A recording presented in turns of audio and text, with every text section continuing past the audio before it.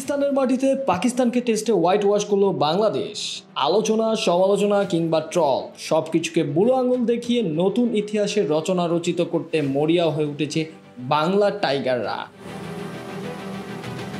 তাই তো আগস্ট মাসে পাকিস্তানের মাটিতে যখন 2 ম্যাচের টেস্ট সিরিজের জন্য পা রাখে বাংলাদেশ দল, তখন তাদের বিপক্ষে কখনই কোনো টেস্ট ম্যাচ জেতার রেকর্ড ছিল না টাইগারদের। তবে বিশ্ব টেস্ট চ্যাম্পিয়নশিপের অংশ এই সিরিজের প্রথম ম্যাচই পাকিস্তানের বিপক্ষে 10 উইকেটের বড় জয় পায় নাজমুল হোসেন শান্তর দল। এরপর আশায় পারদ উঠে যায় আরও উঁচুতে। টাইগার ভক্তরা স্বপ্ন দেখতে থাকে পাকিস্তানের বিপক্ষে সিরিজ জেতার।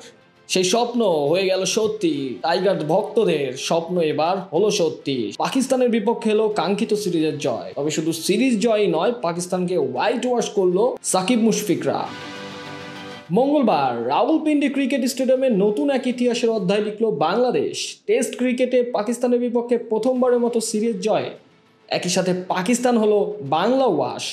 পাকিস্তানকে ব্যাকফুটে ঠেলে দেওয়ার কাজটা আগের দিন করেন মূলত 2 তরুণ পেসার হাসান মাহমুদ ও নাহিদ রানা। 172 রানে পাকিস্তান গুটিয়ে গেল।